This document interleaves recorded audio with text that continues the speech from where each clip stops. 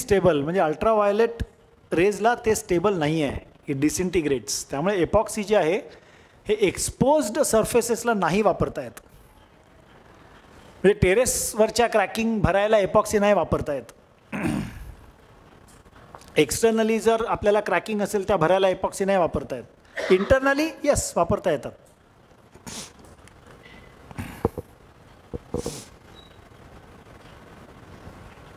हा एक comparative table आहे, हे मागच्या ह्याच्यात नव्हतं आपल्या ह्याच्यामध्ये, हा आम्ही आत्ता ॲड केला आहे की high surface activity and good wetting properties epoxy for a variety of substrates, highly cured cohesive strength, minimize shrinkage. म्हणजे एपॉक्सीला shrinkage is practically zero. Low creep and superior strength retention under sustain load, able to accommodate irregular and thick bond lines. This is 2500 का 3000 PSI. Excellent environmental resistance, fibre glass, stone, metal, ceramic ही सगळी materials चिकटवू शकतो आणि non volatile. Acrylic polymers is potentially suitable for structural joints. आपण आत्ताच पाहिलं, concrete to concrete acrylic polymers वापरू शकतो. वेरॅज युरिथेन्स म्हणजे पॉलियुरिथेन्स जे आहेत provides extremely strong bonding, very flexible and durable, and they provide good impact resistance, able to bond many types of substrates including glass, plastic, wood and concrete. This is the bond strength. It's flexible and this is odorless. Here capable of filling up gaps up to 5 mm thickness. At moderate cost. Epoxy 5 mm भरायची तर will be very expensive. With a usable time between 10 minutes to 60 minutes, inflammable in nature. Acrylic polymers are inflammable, minimum surface preparation and room temperature cures. You don't require different curing conditions. This is a comparative between the three types of chemicals. ह्याच्यात चौथं सिमेंटचं पण टेबलमध्ये add करता येईल, but सिमेंटच्या strengths compared to these are very very low bond strengths. Portland cement mortar. Repair mortars म्हणजे आपल्याला partially ते आता कॉन्क्रीटचे ढलपे पडलेले आपण बघितले ना, ते परत रिप्लेस करायचे असतील तर ते कुठल्या मटेरियलने रिप्लेस करू शकतो. Those replace materials are called repair mortars. Portland cement mortar करू शकतो, मायक्रो कॉन्क्रीट करू शकतो, हे ड्राय पॅक अँड बॉन्डेड आणि polymer concrete using including epoxy mortars. 4 different types of repair mortars we can use. वॉटरप्रूफिंगचे methods वेगवेगळे. Repair techniques काय. Lime concrete terracing generally practice in east India, आणि lime concrete is used in heritage structures. Even राजस्थानमध्ये अजूनही lime concrete वापरलं जातं. फक्त lime कॉन्क्रीटमध्ये main काय असतं की strength gain is very low, very slow.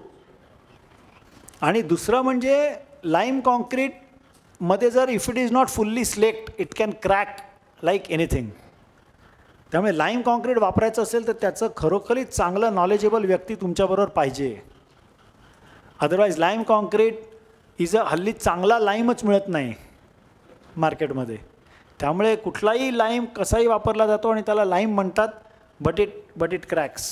त्यामुळे लाईम कॉन्क्रीट त्यापेक्षा cement concrete is easier. But जुनं कॉन्क्रीट जर लाईम कॉन्क्रीट असेल तर there is no option but to use lime concrete. Brickbat coba आणि IPS हे second type of this thing. Bituminous surface treatment म्हणजे tar felt, hessian cloth and bitumen म्हणजे हे पंचा आणि बिटुमेन. म्हणजे पंचाला मी मगाशी म्हणालो ना एपॉक्सीने चिकटवायचं, आपण वरती त्याला डांबर कपडा म्हणतात मुंबईमध्ये. म्हणजे पंचा लावतात अक्षरशः आणि त्याच्यावरती डांबराचा लिक्विड मेम्ब्रेन लावतात बिटुमेन किंवा tar. So 1 layer 2 layer 3 layer 3 layer डांबर कपडा 5 लेअर डांबर कपडा, त्याचा थिकनेस वाढत जातो. 1 mm 2 mm 5 mm 6 mm it becomes more strong. Is it clear. आता बिटुमेनचा एक हे काय असतं की bitumen is a bye product of petroleum industry.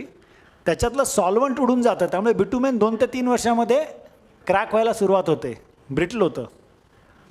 म्हणून पॉलिमराइज्ड बिटुमेन आता निघालेलं आहे की improving the properties of bitumen bye adding polymers.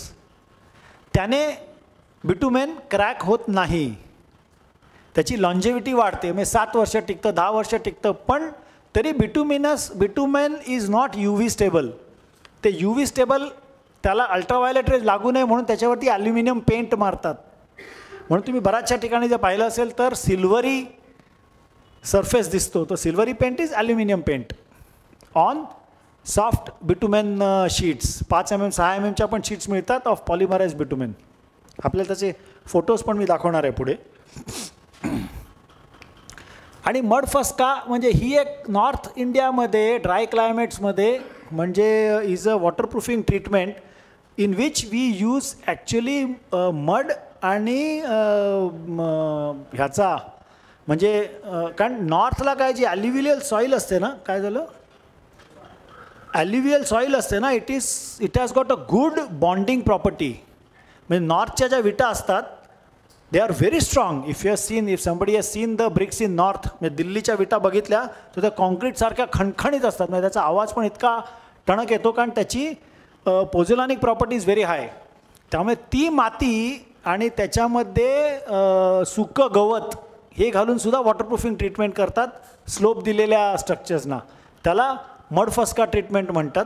पण आता हे इथे आपल्याला काय फार वापरात येत नाही. नॉर्थला कधी प्रोजेक्ट्समध्ये आलं तर तिकडे वापरता येतं. काय झालं sir?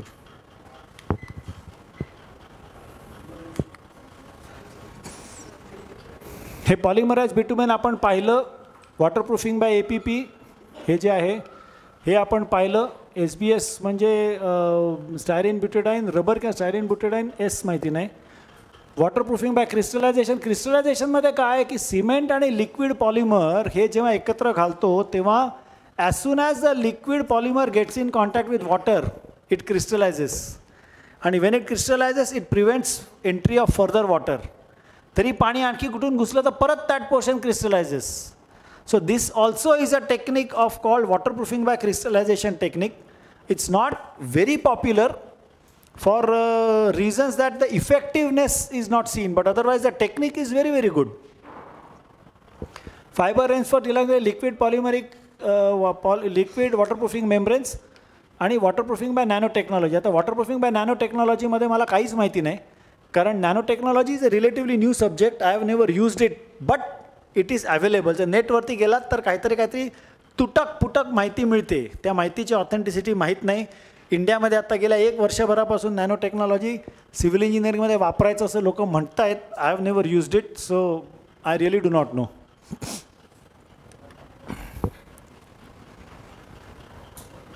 Joint sealants. Sealants are the material placed in joint opening or weatherproofing of a building, designed to prevent the passage of moisture, air, dust. This thing provides thermal and acoustical insulation, smoothing and finishing, flexible to withstand joint movement. Construction joint आणि joint between two dissimilar materials. ह्या दोन्ही टाईपचे joints आपल्याला भरायचे असतात. विंडोमध्ये लोखंड आणि ब्रिकवर्क, ॲल्युमिनियम आणि लोखंड, ॲल्युमिनियम आणि ग्रनाईट किंवा जी आपण मार्बल किंवा जे काही सील लावू, दीज आर डिसिमिलर मटेरियल्स. तर ह्याच्यामध्ये 3-4 टाईपचे सीलंट्स भरले जातात. त्याच्यात सुद्धा सिमेंट आणि non shrink is a good sealant material. It works very very well provided you cure it initially. त्याचं सुरुवातीला क्युअरिंग जर झालं नाही तर त्रासदायक आहे. त्याच्यानंतर ब्युटाईल सीलंट्स असतात. Butyl sealants are also having good softness and good but they are black in colour generally. आणि त्याच्यानंतर कलरलेस किंवा light grey in colour are silicone sealants. Silicone सीलंट्समध्ये जनरली 3 mm 5 mmच्या खाली त्याचा थिकनेस असावा. Silicone sealants have the best adhesion to my knowledge. So for the bond between the aluminum window and stone किंवा aluminum window and plaster, silicon sealants are the best. आपण बघूया पुढे काय याच्यावरती काय माहिती आहे का. Horizontal and vertical metal to metal, masonry to masonry, expansion and control joints. आता मॅसोनरी टू मॅसोनरी या एक्सपान्शन आणि कंट्रोल जॉईंट्स करता has anybody seen expansion joint? Expansion joint वरती मी जास्त बोलणार नाही कारण एक्सपान्शन जॉईंट करण्याकरता वेगवेगळी टेक्निक्स आहेत. त्याच्यावरती IS कोड पण आहे. यू सी द एक्सपान्शन जॉईंटचे IS code. What you need to do is एक सिम्पल स्केच मारून दाखवतो. त्याचं इलॅबोरेशन खूप होऊ शकतं. दोन दाखवतो एक सोडून. What you can do is की बिल्डिंगमध्ये समजा जर का असा एक्सपान्शन जॉईंट असेल तर you can put a U tube of a metal, fix it on both sides आणि ह्याच्यामध्ये तुम्ही सिलेंट घाला. कारण expansion joint, this is a planned expansion joint where in movement. मग हा 25 mm असू शकतो, 50 mm असू शकतो. दिस इज टाईप 1 टाईप. आता हे जे टेरेस आहे आणि टेरेसच्या वरती वॉटरप्रूफिंग करायचं आहे, तर कसं करणार? You can also do this expansion joint by making brickwork on both sides and putting a stone. This stone can be इथे फ्लेक्सिबल मटेरियल ठेवायचं आणि इथे फिक्स करायचा. So what happens is this stone acts like a umbrella to the expansion joint, does not allow the water inside. याच्यामध्ये stone to stone joint, कारण stone किती तुम्ही 8 foot लांबीचा लावाल, stone to stone joint needs to be treated very well. आणि एका साईडला एक्सपांडेबिलिटी, expandable material म्हणजे सिलिकॉनसारखं लावल्यामुळे इट कॅन मूव्ह, कारण उन्हामुळे आणि स्ट्रक्चरल मूव्हमेंटमुळे हा जर दोन्ही साईडला ट्रीट केला, हा जर दोन्ही साईडला फिक्स केला, तर एका साईडने ते तुटायची शक्यता नाकारता येत नाही. एक्सपान्शन जॉईंटला एका साईडची फ्लेक्सिबिलिटी पाहिजेच.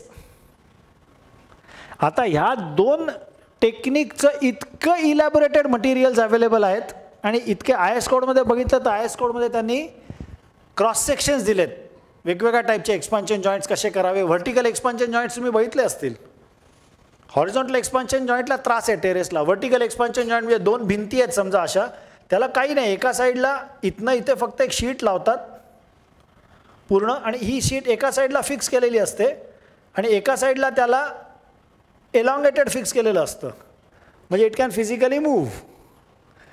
म्हणजे स्क्रूला जो आय असतो तो आय असा एलॉंगेटेड असतो, मग इट कॅन फिजिकली मूव्ह. आणि this is not tighten, this is kept loose, simple. So expansion जॉईंट्सवरती खूप बोलण्यासारखं आहे, पण त्याच्यावरती नेटवरती मटेरियलसुद्धा खूप अवेलेबल आहे आणि a lot has already been discussed and developed, so we will not talk a lot on that.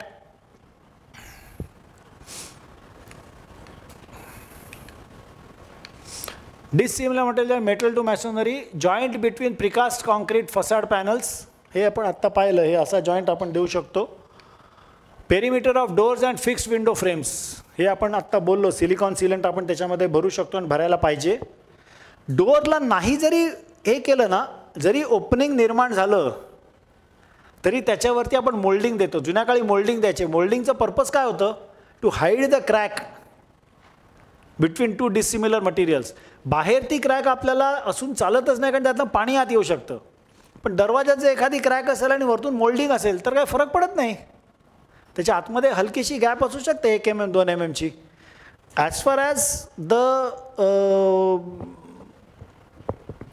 आपलं होल्डफास्ट इज फर्म, डोर आणि याच्यामध्ये गॅप असू शकते, काही फरक पडत नाही, कारण door is connected to the brickwork by 3 holdfast 2 holdfast depending on what is the size of the holdfast. Clear? Clear की नाही? So door can have a gap, window will bring that gap, will bring water inside through that gap. त्यामुळे window gap must be sealed. Exposed exterior masonry control joints expansion or control joints in curtain walls. म्हणजे glass walls, curtain walls म्हणजे glass वॉल्समध्ये असणारे expansion joints, त्याला वेगळीच treatment आहे. त्याला butyl सिलेंट्स किंवा silicon सिलेंट्स घालून तुम्ही कंट्रोल करू शकता ह्याचे जॉईंट्स. जॉईंट्स इन एक्सटिरियर वॉल्स हे ह्याच्यात आहे ना, ह्याच्यातलं मेजरली तुम्हाला हे हे हे हे हे सगळं तुम्हाला IS कोडमध्ये त्याचे फोटोज आहेत, बघा स्वतः. Concealed masonry to floor structural joints, concealed masonry to floor structure joints म्हणजे काय? रिपेअर ऑफ लार्जर क्रॅक्स, हे आपण मॅसोनरी क्रॅकिंगमध्ये पाहू. Concealed masonry to floor structure joints माहीत नाही. Joint sealants, type of sealant, silicone, त्याचे advantages, disadvantage, applications, good adhesion to non porous metal, butyl sealant, strong adhesion to widely this thing, good adhesion आणि easy to apply. Acrylic latex 3 types आहेत, not paintable, sticky consistency आणि less flexible, ह्या तिघांचे. आणि sealing to glass, acrylic, wood metal glass आणि wood metal ceramic tiles. So these are 3 types of joint sealants. Polyurethanes and polysulfides also. Strong adhesion to wide variety of this thing. And here is a comparative. We can easily go and surface coatings मध्ये commonly used paints. हे सगळ्या painting वरती तुम्हाला even epoxy paint and polyurethane paints वरती तुम्हाला data मिळतो नेटवरती. Bituminous epoxies, polyurethane, self levelling epoxies, water repellent coatings, type of grout materials. Grout materials ह्याच्यावरती आपण पाहू. ह्याच्यावरती हे कमी मिळते माहिती. ह्या सगळ्यावरती तुम्हाला माहिती खूप मिळते नेटवरती. आता आपण ग्राउटिंगवरती बोलूया. पण ग्राउटिंग पुढच्या सेक्शनमध्ये ग्राउटिंग येईलच आता माझ्या मते. And grout repairing, desired properties of coating, good adhesion, desired properties of grout. Grouting must be of low viscosity. हे कळतंय? लो विस्कॉसिटी म्हणजे काय की जितकं त्याचं एकमेकांशी असलेलं कोहेजन कमी तितकं मटेरियल इज हायली मग त्याचं it will flow easily in to the crack or voids. So it has to have low viscosity, low shrinkage. It must have low shrinkage, it must have high strength, कारण it must bond to the walls of the cracks. बरोबर ना? आणि चौथं म्हणजे it should be durable. Protective कोटिंगमध्ये good adhesion पाहिजे, resistance to alkalis पाहिजे, कारण कॉन्क्रीट बिंग अल्कलाईल, resistance to carbon dioxide, sulphate and chlorides external कोटिंगला. बरोबर आहे? क्लिअर ना? कारण हे आपण सगळं पाहिलं आहे, chloride, sulphates, carbon dioxide. Good flexibility, obviously त्याला फ्लेक्सिबिलिटी पाहिजे. छोट्या छोट्या क्रॅक पडल्या आणि ते बाहेरचं पण जर क्रॅक झालं तर फ्लेक्सिबिलिटी इज व्हेरी लो. ब्रिदेबिलिटी म्हणजे काय की ज्या मटेरियलला पाणी आत गेलेलं बाहेर आलं पाहिजे, म्हणजे स्टोन मॅसोनरीला, तिथेच ब्रिदेबिलिटी पाहिजे. प्रत्येक कोटिंगला ब्रिदेबिलिटी असायची आवश्यकता नाही. Excellent weathering resistance, resistance to ultraviolet आणि good resistance against growth of algae, fungi आणि मॉस. हे अत्यंत सोपं आणि एकदम क्लिअर लॉजिकल आहे. ह्याच्यातलं एखादी गोष्ट कळली नाही, will go next. Types of paints हे तुम्ही आरामात वाचा. हे तुम्हाला प्रत्येक पेंटवरती तुम्हाला loads of information is available. Types of coatings, types of grouts, cement and cementitious grout, gas forming, epoxy grouts, polymer grouts and polyurethane ग्राउट्स.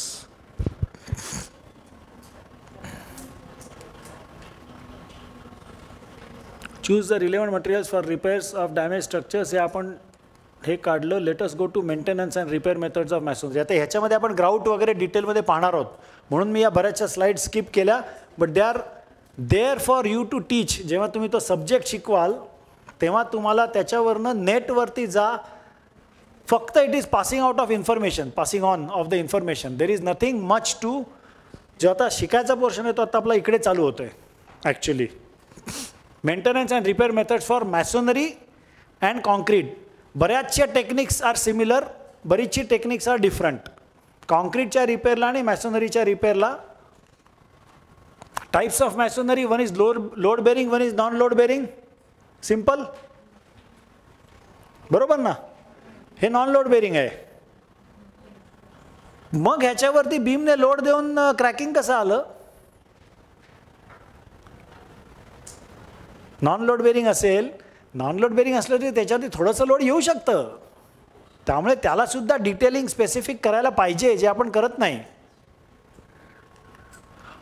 Brick masonry, block masonry, स्टोनमध्ये रँडम रब्बल, अनकोस्ट, कोर्स्ट आणि ॲशलर.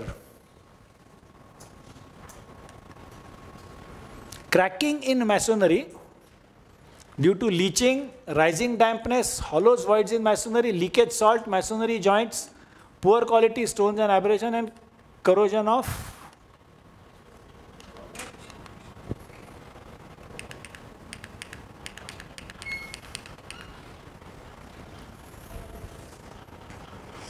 Brick masonry, stone masonry आणि concrete या तिघांमध्ये leaching होतं. Leaching म्हणजे हां आतून येणारं सॉल्ट जे बाहेर येतं त्याला आपण लिचिंग म्हणतो. सॉल्ट कसं आत जातं? पाण्याद्वारे जातं, सँडद्वारे जातं, किंवा दगडात जेव्हा वरच्या 2-3 मीटरचा क्वारीमधला दगड की जो सॉफ्ट असतो वापरला जातो, ज्याच्यामध्ये सॉल्ट्स असतात, तो दगड जेव्हा स्ट्रक्चरमध्ये वापरला जातो तेव्हा तो सॉल्ट बाहेर फेकतो आणि त्या तो दगड अत्यंत सॉफ्ट असतो, त्याला लिचिंग म्हणतात. लिचिंगमुळे ॲब्रेशन होतं प्रॉपर्टीचं, आपलं मॅसोनरीचं, आणि क्रॅकिंगही होऊ शकतं लिचिंगमुळे. रायझिंग डॅम्पनेस, रायझिंग डॅम्पनेस कोणी कोणी बघितलं आहे? फक्त दोघा तिघांनी? सगळ्यांनीच बघितलेला असला पाहिजे रायझिंग डॅम्पनेस. हां, सगळ्या चिकार ज्या ज्या घरामध्ये DPC दिलेलं नसतं, DPC म्हणजे काय, डॅम्प प्रूफिंग कोर्स, तिथे तिथे रायझिंग डॅम्पनेस असतो. आता रायझिंग डॅम्पनेस कसा बंद करायचा? काय what are the different techniques of rising डॅम्पनेस?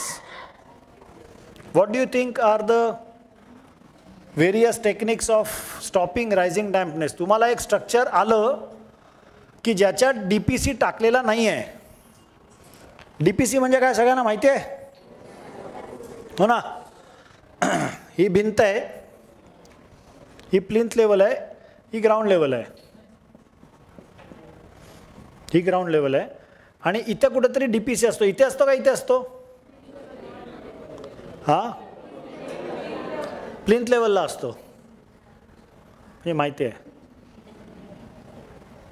ह्याच्यावरती एक बिटुमेनचा लेअर मारलेला असतो आणि त्याच्यावरनं मग बांधकाम सुरू केलेलं जातं. जर हे जर नसेल तर इकडनं पाणी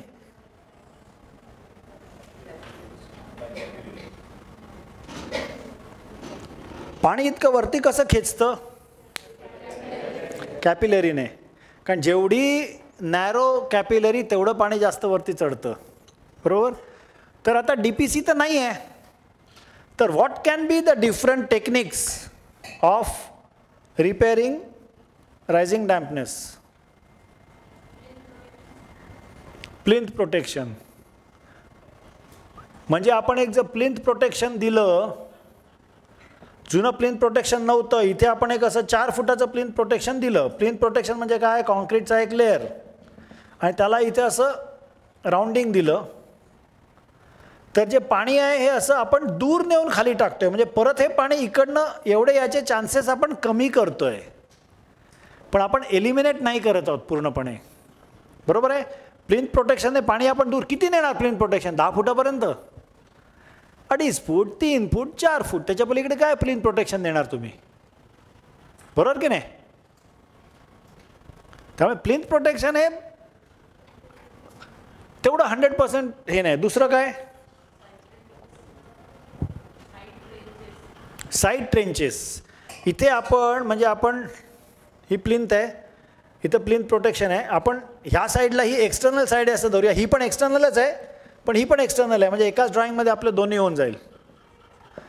तर what she is saying is की इथे आपण साईड ट्रेंचेस करायचे, प्लिंथ प्रोटेक्शन करायचं इथे, आणि त्याच्या बाजूला साईड ट्रेंचेस करायचे, आणि ते साईड ट्रेंचेस आणि इथे भिंत करायची, म्हणजे हे पाणी इथे बाहेर निघून जातं, बरोबर ना? असंच म्हणता ना तुम्ही. So side trenches all around the structure.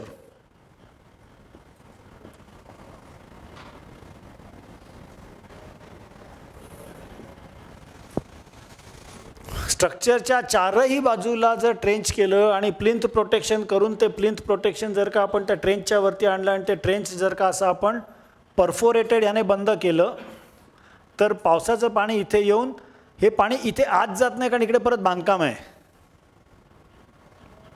But which is a very expensive preposition. कारण 4 फुटामध्ये झाडं असतात, झाडं काय करणार, कापणार. झाड 10 फुटामध्ये असलं तर त्याचं मूळ असतं तिकडे, कापणार, जाडं मूळ असतं. त्यामुळे it is very easily said than done. ही दोन्ही सोल्युशन्स जी आहेत ना ती तितकीशी सोपी नाहीत, कारण भिंतीला लागूनच झाडं असतात 1.5-2 फुटावरती हल्ली. प्लिंथ प्रोटेक्शन करणार कसं? तिसरं सोल्युशन काय?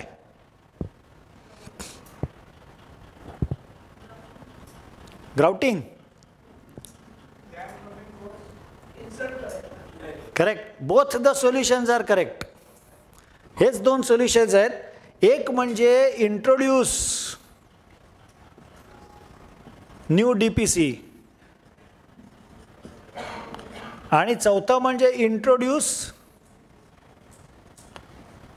Chemical DPC by grouting.